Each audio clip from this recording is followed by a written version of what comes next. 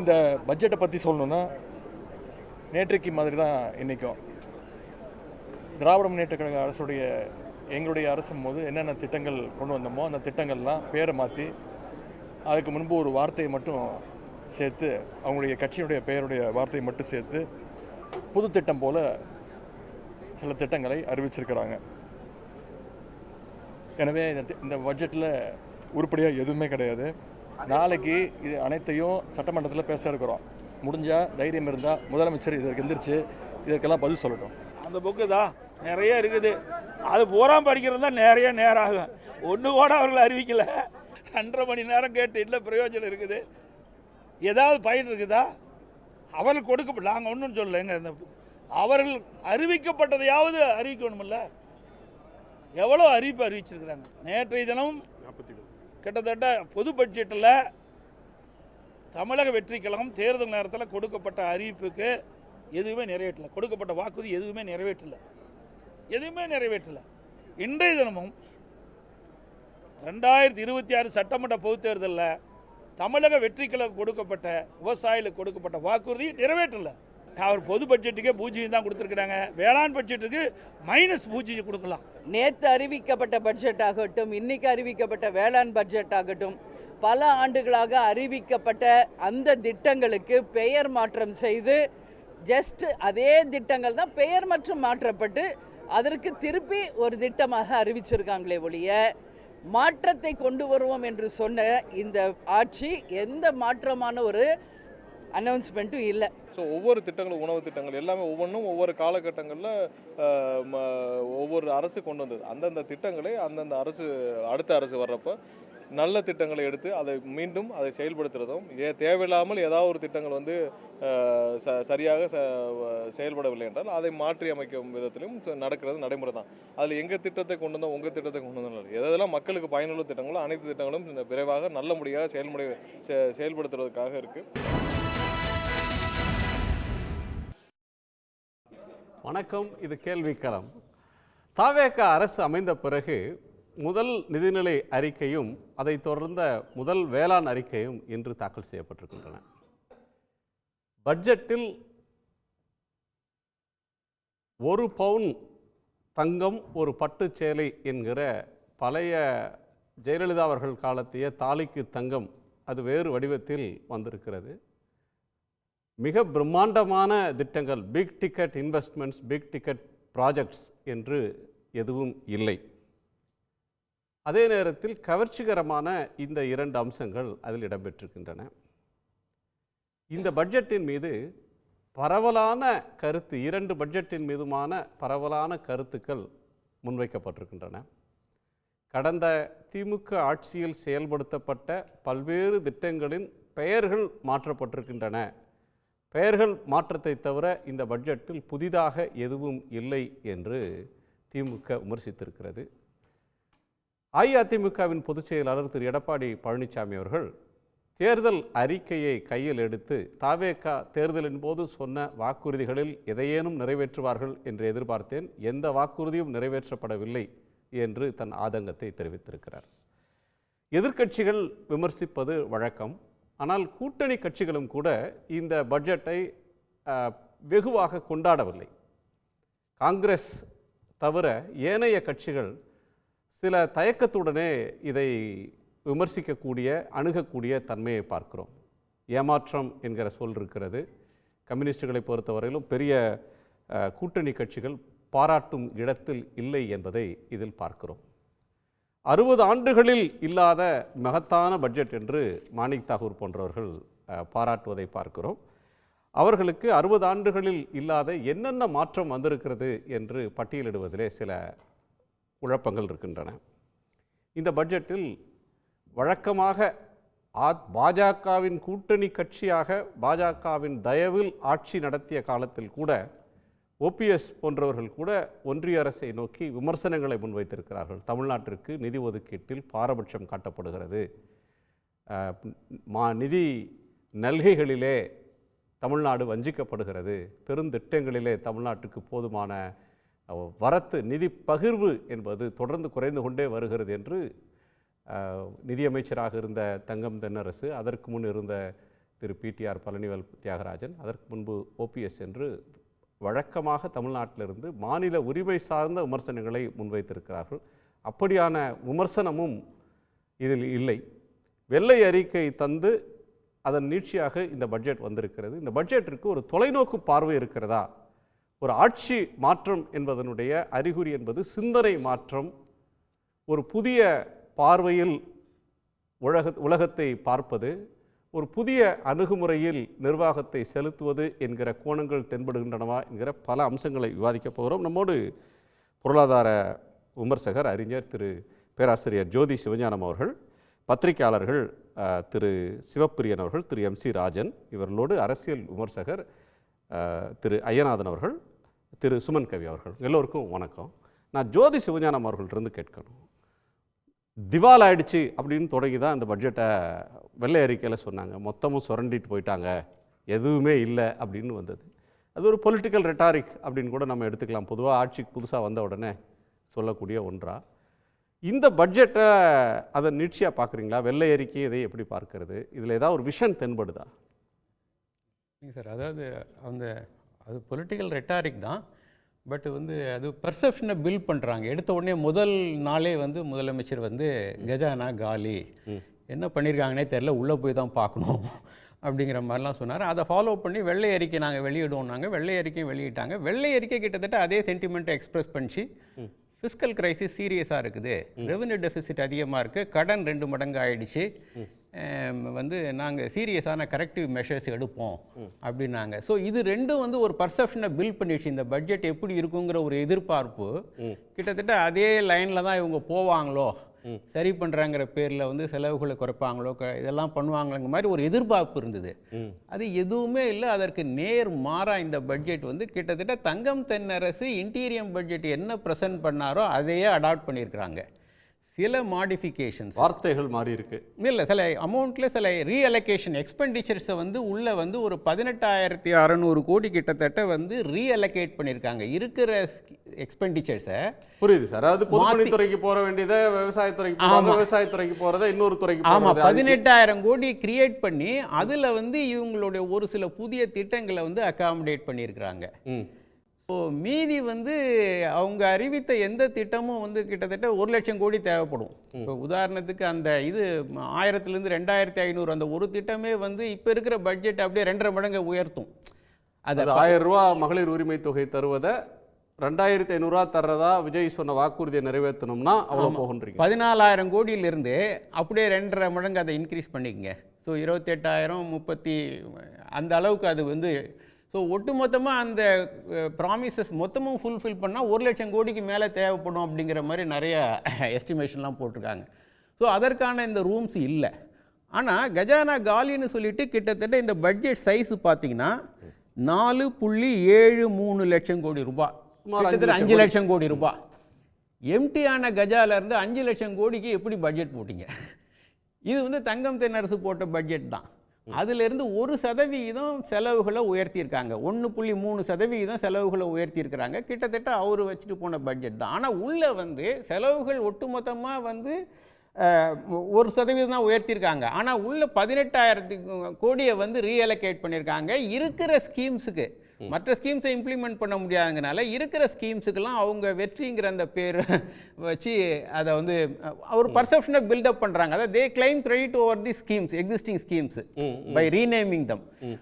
So இது தங்கம் தென்னரசு பட்ஜெட்டில் 1 லட்சம் வீடு, இந்த பட்ஜெட்டில் வீடு இல்லாதவங்களுக்கு 70,000 பேருக்கு வீடு, பட் கொஞ்சம் நிதியை கூட சேர்த்துருக்குறாங்க சார்.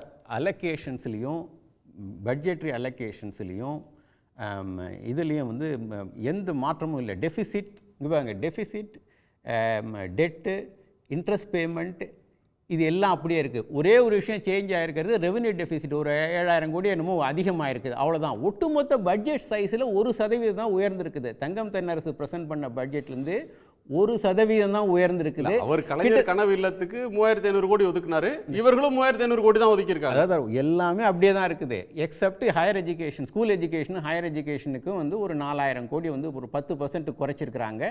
மற்றபடி அப்படியே இருக்குது. இன்னொரு மாற்றம் என்ன செஞ்சுருக்கிறாங்க, சென்ட்ரல் கிராண்ட்ஸ் கிட்டத்தட்ட 8,600 கோடி என்னமோ வரும்னு சொல்லியிருக்காங்க. சென்ட்ரல் கிராண்ட் வந்து ஒன்றிய அரசிட்டிருந்து நமக்கு வர வேண்டிய கிராண்ட் கடந்த 5 வருடத்தில் -7% குறைஞ்சிட்டு வந்திருக்கு வருடம். டாக்ஸு ஷேரை அப்படியே வச்சுக்கிட்டாங்க. சென்ட்ரல் கிராண்ட்ஸ் வந்து 7% குறைஞ்சிட்டு வந்ததை 8600 கோடி ரூபாய் அதிகமாக கிடைக்கும்னு சொல்கிறாங்க. அதை எதை வச்சு சொல்கிறாங்கன்னா, அந்த பட்ஜெட் இதில் வந்து 100 நாள் வேலை வாய்ப்பு திட்டத்துக்கு நமக்கு அரியர்ஸ் வேணும். இது இல்லாமல் அந்த புது திட்டத்தை ராம்னு ஏதோ மகாத்மா காந்தி திட்டம், அது 3 பேர் ஆயிடுச்சு. ஒன்று காங்கிரஸ் ஆட்சி காலத்தில் அதுக்கு பேர் மகாத்மா காந்தி கிராமப்புற வேலை உறுதி திட்டம். இப்போ மோடி கொண்டு வந்தது வந்து விக்ஷித் பாரத் ஜி. அதில் வந்து 125 நாள் வேலை தர்றோம்னு சொன்னாங்க. அது உண்மையிலுமே அவ்வளோ நாள் கிடைக்காது அப்படின்னு தான் தமிழ்நாடு அரசு வாதிட்டது. இப்போ அதை வந்து வெற்றி 150 ஆக்கியிருக்காங்க. 3 பேர் சார், ஒரே ஸ்கீம் ஒன்று. அதான் இல்லை அதில் கேரக்டர் வந்து ஒன்றிய அரசு மாற்றுறது என்னன்னா, it was a right based scheme. இங்கே பாங்க, உங்களுடைய உரிமை அது. அந்த ஆக்டை அமெண்ட்மெண்ட் பண்ணிட்டாங்க. இப்போ உங்களுக்கு அது உரிமை கிடையாது. 125 நாள் ஆக்கியிருக்கிறாங்களே தவிர, நாளைக்கு கிராஜுவலாக அதை ரெடியூஸ் பண்ணி அதை ஒன்றுமே இல்லாமல் ஆக்கிட முடியும். இங்கே பாருங்க, so you have lost your fundamental right. அதை ரைட்டுங்கிற அந்த ஸ்கீமை மாற்றிட்டாங்க. அந்த கேரக்டர் மாறிடுச்சு. இல்லை அவங்க இப்போ நமக்கு பிரச்சனை என்னங்க, தமிழ்நாட்டுக்கு விக்ஷித் பாரத்னு போனோடனே அது ரைட் பேஸ்ட்லேருந்து டிமாண்ட் பேஸ்டாக மாறிடுச்சு. ஆமாம், டிமாண்ட் கூட இல்லை சார், டிமாண்ட் நிறையா இருக்குது. இங்கே அவங்க கிளைம் பண்ணுறது இல்லை, நம்ம அதுக்கு போக வேண்டாம். இங்கே பாருங்க, இப்போ என்னென்னா, ஒன்றிய அரசு வந்து இந்த சென்ட்ரலி ஸ்பான்சர்ட் ஸ்கீம்ஸுக்கு வந்து ஃபண்ட்ஸை வந்து சரியாக அலோகேட் பண்ணுறதில்லை. முன்னாடி வந்து கேட்கில் ஃபார்முலான்னு இந்த திட்டக்குழு இருந்தப்போ அது கலைச்சிட்டாங்க. இப்போ இவங்களோட டிஸ்கிரிஷனில் அது போயிடுச்சு. டிஸ்கிரிஷன்னா என்னென்னா, இப்போ நீ வந்து 3 மொழி கொள்கையை ஏற்றுக்கிட்டால் தான் நான் அந்த ஸ்கூல் எஜுகேஷனுக்கு பிஎம்ஸ்டிக்கு கொடுப்பேன். இப்போ நம்ம சென்ற அரசு வந்து சுப்ரீம் கோர்ட் வரைக்கும் போனாங்க அதை ஃபைட் பண்ணி வாங்கிறதுக்கு. கேரளா சுப்ரீம் கோர்ட் போயிருக்காங்க. வெஸ்ட் பெங்காலுக்கு வந்து சென்ற அரசுக்கு வந்து 100 நாள் வேலை பணம் கொடுக்கல. எங்கே பாருங்கள், அவங்க ஃபோட்டோ போடணும், அவங்க இதெல்லாம் பிராண்டிங் பண்ணணுங்கிறதுக்கு அவங்க ஒத்துக்கலைங்கிறதுனால, ஏன்னா 40% மாநில அரசு கொடுக்குது. அதனால் அதை வந்து ஏற்றுக்கணுங்கிற கண்டிஷனில். ஸோ இது மாதிரி பல்வேறு பிரச்சனைகள் இருக்குது. அதனால் அவங்க நமக்கு கொடுக்கல, நம்ம ஃபைட் பண்ணிட்டு இருக்கோம். அது இப்போ வந்து வந்துருங்கிறாரு. 8000 கோடி வந்து அதில் 8600 கோடி வரும்னு பட்ஜெட்டில் காட்டியிருக்காங்க. அது வந்து எக்ஸ்பெக்டேஷன். இங்கே பாருங்க, அவங்க அப்போசிஷன் ரூல் ஸ்டேட்ஸுக்கு எதுக்குமே இதை கொடுக்க போகிறது இல்லை. ஸோ இப்போ இந்த டெபிசிட் வந்து இன்க்ரீஸ் பண்ணியிருக்காங்க. அதில் வந்து இன்னும் இந்த 8600 கோடியும் வரதுக்கான வாய்ப்பு இருக்குது. அன்லெஸ் இவங்க அவங்களோட அலையன்ஸில் போனால் ஒழிய, இவங்க அப்போசிஷனில் இருக்கிற வரைக்கும் காங்கிரஸ் கூட இருக்கிறாங்க. அதனால் வந்து அப்போசிஷன் தான் இருந்தாகணும். அப்படி இருக்கும்போது அது வரதுக்கான வாய்ப்பு இல்லை. அதை பட்ஜெட்டில் காட்டியிருக்காங்க. ஸோ இந்த ரெவன்யூ டெபிசிட் இன்னும் கொஞ்சம் வைடன் ஆகும். மற்றபடி வந்து இந்த பட்ஜெட் வந்து அதே பட்ஜெட் தான். 18600 கோடிக்கு வந்து உள்ளே இருக்கிற இதை இப்போ என்னென்ன குறைச்சிருக்காங்கன்னு நான் சொல்லிடுறேன். அதோட இம்ப்ளிகேஷன் இருக்குது. இந்த 18000 கோடி எப்படி குறைச்சிருக்காங்கன்னா, சேலரிஸ் அண்ட் பென்ஷன் கமிட்மெண்ட்ஸ் வந்து 6800 கோடி குறைச்சிருக்காங்க. இதற்கு அர்த்தம் என்னென்னா, ஒன்று ஃப்ரெஷ்ஷாக ரெக்ரூட்மெண்ட் பண்ண மாட்டாங்க, கவர்மெண்ட் அப்பாயின்மெண்ட் ஃப்ரெஷ்ஷாக போட மாட்டாங்க. அப்போ தான் அந்த சேலரி கமிட்மெண்ட்டை நீங்கள் குறைக்க முடியும்.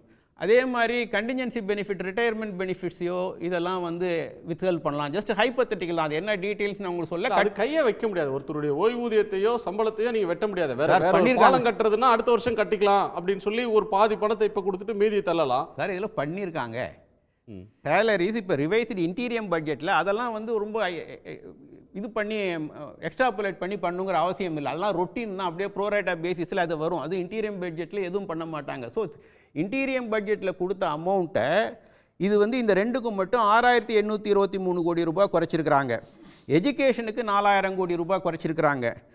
கேபிட்டல் எக்ஸ்பெண்டிச்சர் வந்து 2600 கோடி 2577 கோடி ரூபாய் குறைச்சிருக்கிறாங்க. அந்த லெண்டிங் சப்போர்ட்டு பொதுத்துறை நிறுவனங்களுக்கு வந்து 4633 ரூபாய் கிட்டத்தட்ட இதெல்லாம் கூட்டி பார்த்தீங்கன்னா அந்த 18000 கோடி சுச்சம் வருது. ஸோ இதில் இந்த ஸ்பேஸை கிரியேட் பண்ணி பட்ஜெட்டுக்குள்ளேயே இந்த ஸ்பேஸை 18000 கோடிக்கு ஒரு ஸ்பேஸ் கிரியேட் பண்ணி அதில் இந்த புது திட்டங்களை செயல்படுத்துகிறாங்க. இப்போ அவங்க அறிவித்தாங்களே அந்த மோதிரம், அந்த இது மாதிரி எலக்ட்ரிசிட்டி எல்லாமே 1000 கோடி கீழே தானே. ஆமாம், 800 கோடி. ஆமாம், இது எல்லாமே கிட்டத்தட்ட அதுக்குள்ளே வந்துடுது. ஸோ மற்ற பெரிய மெகா திட்டங்களை வந்து இதுக்குள்ளே அறிவிக்க முடியல. ஸோ ஃபிஸ்கல் ஃபேஸ் வந்து இவ்வளோ தான் இருக்குது. ஸோ இந்த 5 லட்சம் கோடி போட்டிருக்காங்க எம்டி ட்ரெஷரியிலிருந்து. அதுக்குள்ளே 18000 கோடி 12500 கோடியை வந்து ரீஅலோகேட் பண்ணியிருக்கிறாங்க. அது இல்லாமல் இருக்கிற ஸ்கீம்ஸுக்கு ஏற்கனவே உள்ள மாநில அரசு நடத்திய திட்டங்களுக்கு வந்து நேம்ஸை வந்து மாற்றி அவங்க வந்து கிரெடிட் கிளைம் பண்றாங்க. ஓகே, ஸோ இதை தவிர ஸோ இது கிட்டத்தட்ட இன்டீரியம் பட்ஜெட் தான். இந்த மைனர் டிங்கரிங் ஒர்க்கை தவிர தங்கம் தென்னரசு போட்ட பட்ஜெட்டினுடைய சின்ன சின்ன நகாசு வேலைகளை மட்டும் செய்த அதே பட்ஜெட்டை தான் மரிய வில்சன் தாக்கல் செய்திருக்கிறாரு. ஆமாம், இல்லை அதில் மகிழ்ச்சி என்னன்னா இவங்க வந்து ஒயிட் பேப்பர்லையும் அவர் சொன்ன ஃபிஸ்கல் கன்சாலிடேஷன் அதுக்கு இதுன்னு போய் இதெல்லாம் வந்து கட் பண்ணிட்டு நான் ஒன்றிய அமைச்சரில் சொன்னாங்களே நாங்கள் மீன் பிடிக்க தான் கற்றுக் கொடுப்போம், மீன் கொடுக்க மாட்டோம், இப்படியே தான் போயிடுவாங்களோ ஒரு அச்சம் இருந்தது.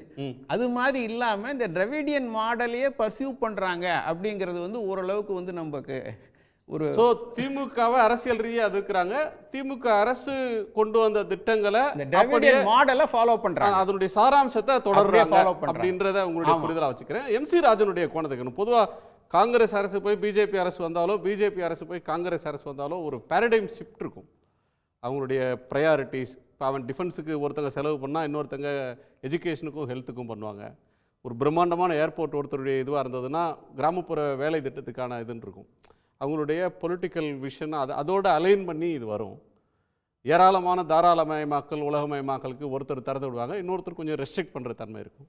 அப்படி எதுவும் இதில் இருக்கா எம்.சி. ராஜன்?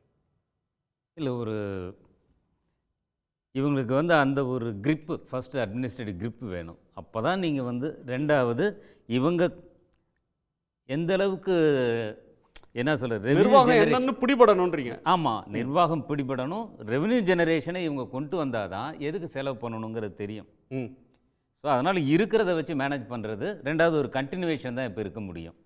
வேண்டுமென்றால் அடுத்த பட்ஜெட்டில் வேணால் நம்ம எதிர்பார்க்கலாம். ஏன்னா ஷார்ட் டைமு. இதுக்கு முன்னாடி அவங்க வந்து இதுக்காகலாம் ஒர்க் பண்ணியிருக்காங்களாங்கிறது ஒரு சந்தேகம். இப்போ டிஎம்கேவோ ஏடிஎம்கே வந்ததுனாக்க தே ஹேவ் அன் ஐடியா. இப்போ நீங்க சொல்லுவாங்க பொதுவாக பியூரோக்ரஸி தானே இதை தயார் பண்ண போகுது. பியூரோக்ரஸி தான் இருக்கு. நிதி அமைச்சரும் தலைமைச் செயலாளரும் நிதி செயலாளர் அது சார்ந்தவங்க தான் செய்ய போறாங்க. அரசாங்கம் ஒரு ரோட் மேப்பை கொடுக்கும், இதெல்லாம் செய்யணும் சார், நாங்கள் இதெல்லாம் எங்க இருந்து பணம் கொண்டு வருவீங்கன்னு எனக்கு தெரியாது, மக்களுக்கு எவ்வளோ வாக்குறுதி கொடுத்துட்டோம், இதெல்லாம் நாங்கள் செய்யணும், இதுக்கு ஆதாரத்தை திரட்டுங்க, இதை அறிவிக்கணும், இதுதான் சொல்லுவாங்க. அந்த ரோட் மேப் தான் முதல்ல உங்களுக்கு வேணும். அந்த ரோட் மேப் வந்து நீங்கள் வந்து திடீர்னு ஒரு 3 வருஷத்துலையோ ஒரு 5 வருஷத்துலேயோ வந்துட போகிறதில்ல. அதுக்காக நீங்கள் ஒர்க் பண்ணியிருக்கணும். இல்லைன்னா அதுக்காக நீங்கள் ஒரு உரையாடல், ஒரு என்கேஜ்மெண்ட் உங்ககிட்ட இருந்து. ஆம் ஆத்மியால பண்ண முடிஞ்சது இல்லை சார். அவங்களும் என்ன 3 வருஷம் ஒர்க் பண்ணிட்டு வந்தாங்க, அவங்களும் ஒரு குட்டி கட்சி புதுசாக வந்த. இல்லை, அது தவறான ஒப்புமை. ஆனால் ஆம் ஆத்மி வந்து ஆர்டிஐ மூமெண்ட்லேருந்தே வந்த ஒரு பார்ட்டி. ஸோ அவங்களுக்கு வந்து ஒரு திங்க் டேங்க் இருந்தது, அந்த மாதிரிலாம் இருந்தது. வெறும் எலெக்ஷன் ஸ்ட்ராட்டஜி மட்டும் வர கிடையாது. ஸோ அந்த பிரச்சனை தாவேக்காவுக்கு இருக்குது. ஒரே ஒரு சின்ன தலையீடு என்னன்னுங்க, இல்லை இப்போ இவங்க வந்து பில் பண்ண பர்செப்ஷன் நீங்கள் சொல்கிற மாதிரி இல்லை. இப்போ என்ன சொன்னாங்க, ரெவென்யூ லீக்கேஜஸ் நிறையா இருக்குது அப்படின்னு கிளைம் பண்ணாங்க. ஒயிட் பேப்பரில் நிறைய ரெவென்யூ லீக்கேஜஸ் இருக்குது, முறைகேடுகள் இருக்குது, இப்படிலாம் சொன்னாங்க. இப்போ அது பட்ஜெட்டில் ரிஃப்ளெக்ட் ஆகணும்ல. எடுத்தது வந்து 15,000 கோடி வந்து நாங்கள் இதை சீல் பண்ணிட்டோம், 15,000 கோடி எக்ஸ்ட்ரா ஜென்ரேட் பண்ண போகிறோம். கசிவை தடுத்துட்டா மட்டம் உயரணும் இல்லை, அதெல்லாம் இல்லை, அதெல்லாம் இது எதுவுமே இல்லை. ஆக்சுவலாக ரெவென்யூ ரிசிப்ட் ஓன் டேக்ஸ் ரெவென்யூவை 2,000 லட்சம் கோடி ரூபாய் குறைச்சிருக்காங்க. இல்லை, குறைச்சிருக்காங்க. ஆனால் பட்ஜெட்டில் அதே தான் சொல்கிறாங்க. நாங்கள் இதெல்லாம் மினிஸ்டர் பேசும்போது நாங்கள் 16,000 கோடி அடிஷனலாக கிரியேட் அது இங்கே எதுவும் இல்லையேங்கிறேன். என்ன பட்ஜெட்டில் வரலையா? பட்ஜெட் பேச்சில் இருக்கு, பட்ஜெட் பேப்பர்ஸில் இல்லை. ஒருவேளை ஃபியூச்சருக்கு சொல்கிறாங்க. ஸோ அவங்க தெரியாமல் பேசலை. பொலிட்டிக்கலாக நீங்கள் ஒரு பர்செப்ஷன் பில்ட் பண்ணுறீங்க, அது வந்து இங்கே பட்ஜெட்டில் ரிஃப்ளெக்ட் ஆகணும். ஓகே அரசர், அது ஒன்று. ஸோ அந்த திங்க் டேங்க் அந்த மாதிரியான ஒரு விஷயங்கள்லாம் இருக்குது. இப்போ பிஜேபியோ காங்கிரஸோனாக்க தே ஹேவ் என்ன சொல்கிறது, அதுக்கான ஒரு இதெல்லாம் உரையாடல் இருக்குது. அவங்களுக்கு என்ன செய்யணும் அப்படிங்கிற ஒரு பார்வை இருக்குது. அந்த பார்வை வந்து இந்த அரசுக்கு வரணுன்னாக்க அதை தொடர்ந்து ஒரு செயல்பாடு இருக்கணும். அதுக்காக இவங்க வந்து இது பண்ணணும். அந்த இது வந்து இனிமேல் தான் வரும்னு நான் நினைக்கிறேன்.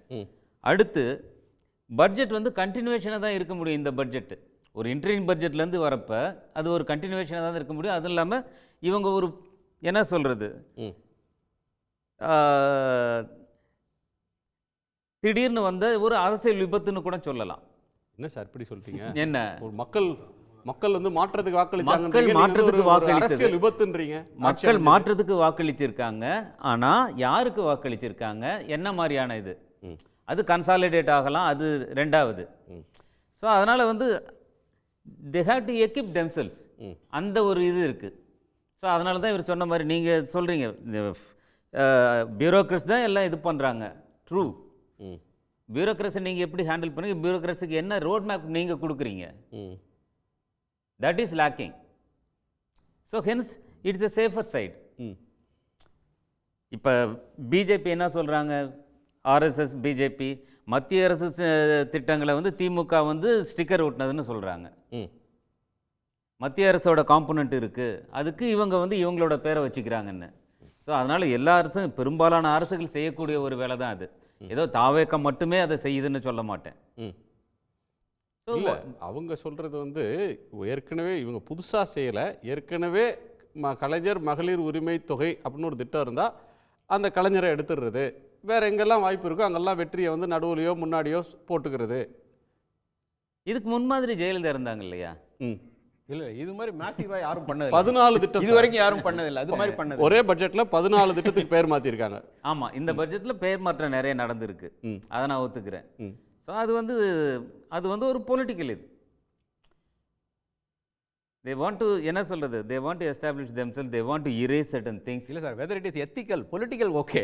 இல்ல ஆட்சி செய்த திட்டங்களை பத்திரிகையாளர்கள் எத்திக்கல்லாம் பேசுறது இல்ல. இல்ல பாலிடிக்ஸ் நான் வந்து credit நிறைய பேர் எத்திக்கல்லாம் பேசுறது இல்ல. ethics எத்திக்கல்லாம் வேற இடத்துல மட்டும் பேசுவாங்க. உங்க உழைப்புக்கு நான் கிரெடிட் கிளைம் பண்றது எத்திக்கலான்னு கேட்குறேன். இப்போ காங்கிரஸ் இவ்வளோ காலமாக செஞ்சதுக்கு வந்து மோடிக்கு கிரெடிட் கிளைம் பண்ணிக்கலையா? இஸ்ரோவாக இருக்கட்டும், அது எதாக இருந்தாலும் சரி, எந்த ஒரு நல்ல விஷயமா இருந்தாலும் மோடி செய்யலாங்க. ஆனால் அதே கவர்மெண்ட் செய்யணுமா? அதே சமயம் காங்கிரஸ் தான் இந்த நாட்டுக்கே எல்லாம் கெட்டது, கெட்டு போனது, சீரழிஞ்சு போனது காங்கிரஸ் ஆலன்னு சொல்லிக்கிட்டு எல்லா கிரெடிட்டையும் எடுத்துக்கிறாரு இல்லையா? ஸோ அதனால இல்லைங்க, அதை நம்ம you have precedents, you have precedents. முன்னுதாரணம் இருக்குன்னு சொல்லிடுவாங்க சார். எத்திக்கல் கேட்டா எத்திக்கல் இல்லைன்னு சொல்ல மாட்டோம், ஆனா முன்னுதாரணம் இருக்குன்னு சொல்லுவோன்றாரு. முன்னுதாரணம் இருக்கு. ஸோ அதனால நாங்க மட்டும் அந்த பாதையில போக கிடையாது அப்படின்னு சொல்றாங்க. கரெக்ட். ஐயநாதன் சார், உங்க பார்வை என்ன? இந்த அரசை குறை கூறுறது அப்படின்றது வந்துட்டு ஒரு சரியான பார்வை இல்லைன்னு நான் சொல்வேன். ஏன்னா this is not a politically elected government. அரசியல் அடிப்படையில் இது தேர்ந்தெடுக்கப்பட்ட ஒரு அரசு இல்லை. ஒரு கவர்ச்சி அதை முன் வச்சு, ஒரு குற்றச்சாட்டு அரசியலை முன் வச்சு இது வந்துட்டு ஒரு கவர்மெண்ட் வந்துருச்சு, அவ்வளோதான். சினிமா கவர்ச்சி, இன்னொன்று ஒரு குற்றச்சாட்டு, வைல்ட் அக்யூசேஷன், குற்றச்சாட்டு எல்லாத்தையும் பெருசாக. அவர் என்ன சொன்னார் விஜய் அப்படின்னம்னா, 10 லட்சம் கோடி கடன் வாங்கினாங்க, அது எங்கே போச்சுன்னு தெரியல, முதல்ல கண்டுபிடிக்கணும் அப்படின்னாங்க. அதுக்குள்ள அவர் ஒரு அதுக்கு தான் வெள்ளை அறிக்கையை வெளியிட்டார் இவர். அந்த வெள்ளை அறிக்கை அப்போ அது ஒரு நிருபர் கேட்குறாரு, இந்த கடன்லாம் வாங்கினாங்களே அதெல்லாம் சரியாக பயன்படுத்தப்பட்டிருக்கா, அது என்ன ஆச்சு அப்படின்னு கேட்டபோது, இல்லை எல்லாமே சரியாக பயன்படுத்தப்பட்டிருக்குனார். யார்? இன்றைக்கி இருக்கக்கூடிய நிதி அமைச்சர் இதையே சொன்னார். அதுக்கப்புறம் அவர் சொன்ன பல்வேறுபட்ட குற்றச்சாட்டுகள் அனைத்தையும் தங்கம் தென்னரசு உடச்சி தூக்கி எறிஞ்சிட்டார். ஒரே இதில் உடச்சி தூக்கி. மறுநாள் இவர் அடுத்த சில நாட்களில் இவங்க இதே மாதிரி எலக்ட்ரிசிட்டிக்கு ஒரு வெள்ளை அறிக்கை வெளியிட்டாங்க. அதை அவ்வளோத்தையும் செந்தில் பாலாஜி அடித்து உடச்சி தூக்கிட்டார். பதிலே இல்லை இது ரெண்டுத்துக்குமே. அப்போது இவங்க என்னென்னா, ஐயா அவர்கள் சொன்னதை போல், பொருளாதார நிபுணர் சொன்னதை போல், எதுவுமே இல்லாத நீங்கள் எங்கேருந்து 4,73,000 கோடி பட்ஜெட் போடுறீங்க? எதுவுமே இல்லையா அவங்கக்கிட்ட? அப்போ இவங்க என்ன பண்ணுவாங்கன்னா, இவங்க அடாப்ட் பண்ணி தான் ஆகணும். ஒரு பட்ஜெட்டு இன்னொரு பட்ஜெட்டினுடைய தொடர்ச்சியாக இருக்கிறதுல தவறு இல்லை. ஆனால் அரசாங்கன்றது கவர்னன்ஸில் எப்பவுமே ஒரு கண்டினியூட்டி இருக்கும். ஆமாம், இவங்க டோட்டலாகவே திமுக அதிமுகவில் அதை பெட்டர்மெண்ட் பண்ணிட்டு வந்த ஒன்றை பார்த்தோம். ஆமாம், இல்லை அதில் 2 காரணம் இருக்குது. இப்போ முன்னாடி இருந்த அவங்க திராவிடியன் மாடல் என்ன அப்படின்னம்னா, அவங்களுக்கு வந்துட்டு ஒரு ஃபினான்ஸு நிதி குழு வந்துட்டு ஒரு சப்போர்ட் பண்ணுது, திட்டக்குழு வந்து சப்போர்ட் பண்ணுது. அதுக்கு ஒரு பேராசிரியர் தலைவர், அதில் பல்வேறுபட்டவங்க இருந்தாங்க, பெரிய பொருளாதார ஆட்கள்லாம் அதில் இருந்தாங்க, முன்னாள் ஆர்பிஐ ஆளுநர்லாம் ஆலோசகராக இருந்தாங்க. அதனால தான் நீங்கள் பார்த்தீங்கன்னா திரு ஸ்டாலின் அவர்கள் விவசாய கடன்கள் தள்ளுபடின்ற ஒரு வார்த்தையை கமிட்டே அவர் பண்ணலை. நான் கேட்டேன் அவர் ஏன் அப்படின்ட்டு. இல்லை, அதுக்கு ஆர்பிஐ பர்மிஷன் கொடுக்க மாட்டாங்கன்னு எனக்கு தெரியும், என்னை வற்புறுத்தினாங்க, ஆனாலும் நான் சொல்லலை, ஏன்னா எதுவும் முடியாது, அதை நம்ம சொல்கிறதுல அர்த்தம் இல்லைன்னுட்டார். பொய் வாக்குறுதி தராமா? ஏன்னா இவங்க கடன் தள்ளுபடி பண்ணீங்க அப்படின்னா அந்த லாஸை வந்துட்டு பட்ஜெட்லேருந்து நீங்கள் காம்பன்சேட் பண்ணி ஆகணும் அந்த வருஷமே. அப்போ ஒரு 7,000 கோடி அப்போ சொல்லும் போது 2006 கலைஞர் என்ன சொன்னார்னா, பொருசாக பொதுக்கூட்டத்தில் பண்ணும்போது, இப்போ 7,000 கோடி கொடுத்துட்டீங்களே எங்கே போய், அப்போல்லாம் 7,000 கோடி பெரிய விஷயம், ரெவன்யூ டெபிசிட் ஆகும்னா தோட்டத்துக்கு போக வேண்டியது தான் அப்படின்னாரு. ஏன்னா அந்த மது கடைகளெல்லாம் அவங்க தான் நடத்திக்கிட்டு இருந்தாங்க, அங்கே வரி போட்டுன்னு அது பண்ண, அப்போ தான் வரியை ஏறிச்சு, விலைகள்லாம் ஏறிச்சு, ஆனால் மக்களை பாதிக்கலை. அப்போது இது ஒன்று. ரெண்டாவது, முன்னர் இருந்த ஆட்சிக்கு 2 ஃபோக்கஸ் இருந்தது. ஒரு பக்கம் சமூக நல திட்டங்கள், இன்னொரு பக்கம் இண்டஸ்ட்ரியல் டெவலப்மெண்ட்டு.